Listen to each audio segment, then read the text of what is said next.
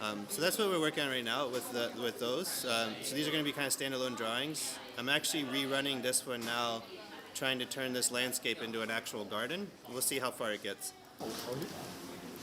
So when we put the final result of what we got from the input that we gave, it underwent several procedures of refining through different softwares, and here's our final result that will be printed and put on our site that we have modified earlier, also with AI interpretations.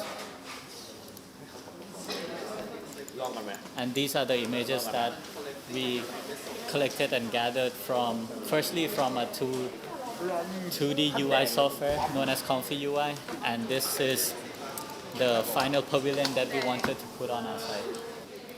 So for the workshop, I really wanted to emphasize with the students some of the contemporary ways of working with artificial intelligence and sensing, and specifically about like moving between physical reality and the AI. So, at the beginning of the project, we took a photogrammetry scan of different parts of the Centenary Park down the street, and then we started to look at like how do you pull information from that site, things like surface material, edges, like topography, color information. And then the first exercise, we were making images, but the images that we were making were specifically about designing an image that would make a kind of 3D carving. So it was more about generating tool paths for the CNC mill rather than making like a kind of beautiful site plan. And so the students have then kind of worked on have milled out their sites. And then what we've done is taken another kind of set of analytic tools and created foundations from those site plans to do some like simple text to 3D kind of structure generation. So the students began working with very, very new 3D AI models, which are very difficult to control. Consequently, like we haven't been, having a lot of discussions about, enclosure or program. Like I wanted to kind of just keep the thing simple, so they're kind of making just these abstract structures, but still responding to that site. So the idea of the whole exercise is to kind of more like begin to explore through playing and experimenting, and not like have a kind of pressure to do some kind of canonical architectural work in the first time in engaging these pretty intense and complicated tools, right?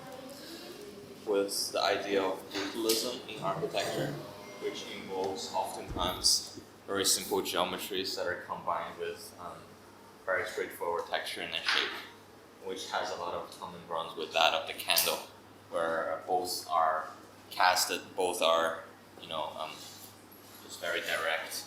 And how I kind of went there is maybe like studying some of the typical geometries like squares, circles, maybe trapezium to kind of form different layers of shape, and then we combine them vertically, kind of give you this very interesting result. And I've kind of used that as my personal take on this project. Yeah. I guess this one is an extension of my idea.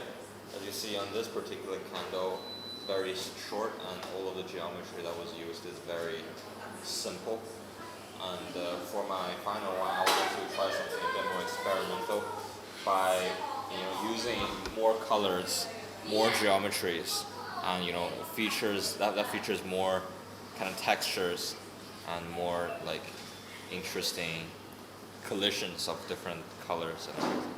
And also, I think it's nice that everything is separated, so that candle, it kind of breaks the boundary of what a candle is like for most people, where it's not necessarily one piece of wax, but over here it's 4 pieces of wax that are floating on top of each other, which reinforce the idea of realism by having what it appears to be an error, but it was actually intentional and embraced, and to be made into this very nice artifact that is over.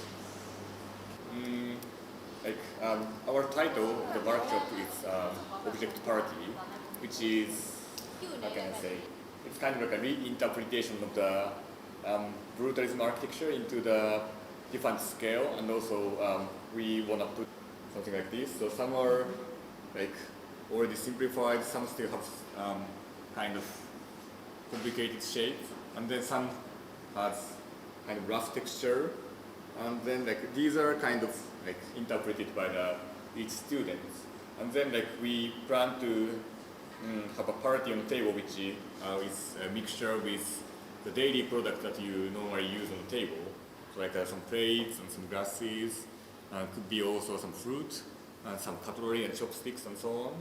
And then like, so it's like we make another site for the architecture, which is kind of contextualized by these items, and then we place them into the new site, which is kind of on the table.